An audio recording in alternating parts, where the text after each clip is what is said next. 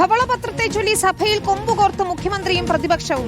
ധവളപത്രം ഉമ്മാക്കിയല്ല കണ്ണാടി എന്ന പ്രതിപക്ഷ നേതാവിന് മുഖ്യമന്ത്രിയുടെ മറുപടി. ധവളപത്രം തയ്യാറാക്കുന്നതിൽ കൃത്യമായ ഫാക്ട് ചെക്കിംഗ് നടന്നിട്ടുണ്ടെന്നും മുഖ്യമന്ത്രി പറഞ്ഞു. ധവളപത്രം എന്ന പേരിൽ പൊളിറ്റിക്കൽ ഡോക്യുമെന്റാണ് സഭയിൽ വെച്ചതെന്നായിരുന്നു പിണറായി വിജയന്റെ വിമർശനം.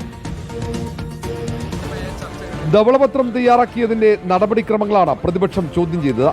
ധനവകുപ്പിലെ ഉദ്യോഗസ്ഥന്മാർ അറിയാതെയാണ് രേഖകൾ തയ്യാറാക്കിയതെന്ന് പ്രതിപക്ഷം ആരോപിച്ചു. ധവളപത്രത്തെ രാഷ്ട്രീയ രേഖയെന്നാണ് പ്രതിപക്ഷ നേതാവ് പിണറായി വിജയൻ വിശേഷിപ്പിച്ചത്. ധനകാര്യ വകുപ്പ് നേരത്തെ തയ്യാറാക്കിയ അത്തരം ഡോക്യുമെന്റുകൾ പൊളിറ്റിക്കൽ ഡോക്യുമെന്റ് ആണെന്ന് മുഖ്യമന്ത്രി പറയുന്നത് വിചിത്രമായൊരു വാദഗതിയായി. സർ, ഇതാണ് പൊളിറ്റിക്കൽ ഡോക്യുമെന്റ്. അത്തരമൊരു പൊളിറ്റിക്കൽ ഡോക്യുമെന്റ് ഇവിടെ കൊണ്ടുവന്നത് തീർത്തും അനുചിതമായ നടപടിക്രമമാണ്. കൃത്യമായ പരിശോധനകൾക്ക് ശേഷമാണ് ധവളപത്രം തയ്യാറാക്കിയതെന്ന് മുഖ്യമന്ത്രി വി ഡി സതീശൻ മറുപടി നൽകി.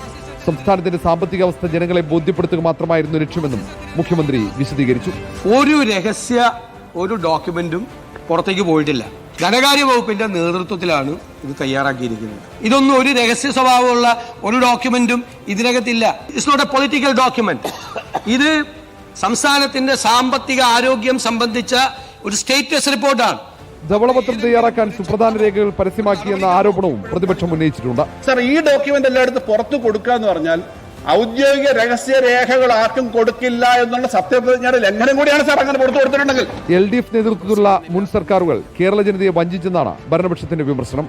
ഭരണപരമായ വീഴ്ചകളാണ് പ്രതിസന്ധിയുടെ കാരണമെന്ന് സ്ഥാപിക്കാനാണ് ഭരണപക്ഷം ശ്രമിച്ചത്. അതേസമയം കേന്ദ്ര സർക്കാരിന്റെ സാമ്പത്തിക നയങ്ങളെ ധവളപത്രത്തിൽ വിമർശിക്കാത്തത് ആയുധമാക്കാൻ പ്രതിപക്ഷം നീക്കം തുടങ്ങിയിട്ടുണ്ട്.